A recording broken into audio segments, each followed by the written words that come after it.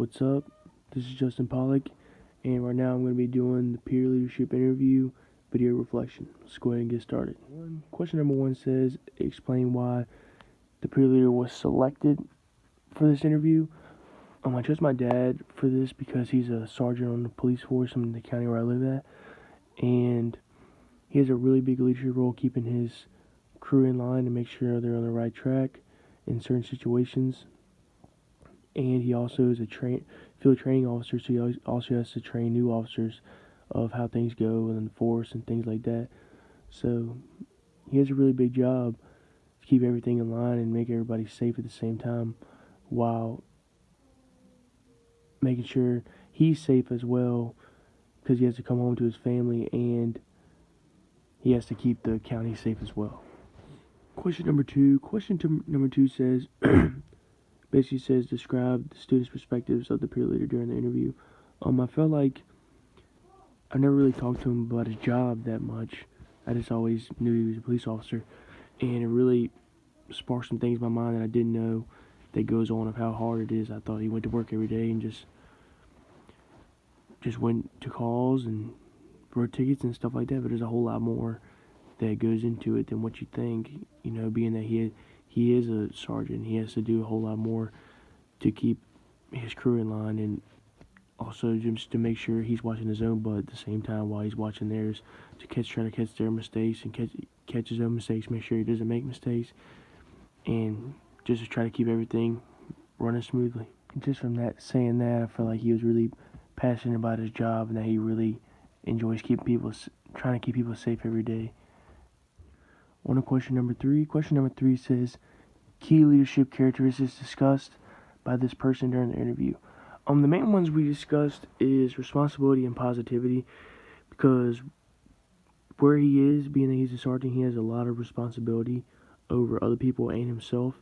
So like I said earlier, he has to watch over his crew and make sure they're not screwing up and make sure they're making the right decisions in certain situations, because how the world is today, one bad decision and you could be out of a job or even in jail, you know, with what's all the stuff going on now. So he has a lot of responsibility with that. And also, you always have to be positive, because you don't want somebody that's watching your back not with a positive attitude. You see what I'm saying? Like, you always want to keep that positive attitude, and also dealing with people, you always want to keep that positive attitude, because you want them to be on your side and be calm at the same time, because once they gotta get out of hand, that's when everybody else gets out of hand, stuff like that. So overall, just being responsible and over his people and over himself, and then being positive at certain situations with his job, dealing with the public and with his crew at the same time. Question number four says, your perception of the individual after the interview. And like I said before, I didn't really realize before the interview how serious his job really is, being that he has to look over a group, which is a lot in what job he's in, because he, let alone, has to watch his own butt, but then he has to watch all their butts too, just to make sure they're doing the right thing and they're covered and stuff like that at the same time. So, like I said earlier, and then I could tell he takes a lot of pride in his job just by talking about it, talking about the things we talked about, and after the interview. On to question number five. Question number five says, key statements made by this individual that aided you in your understanding of peer leadership on a practical level. Where he talked about, for the main thing, where he talked about he had to come home to a family, really struck me, because when you're just, like, in most situations when people are leading, they're just trying to help them out or get them in the right direction. Is it this coming from my standpoint? Like, I don't never really thought about it from this level.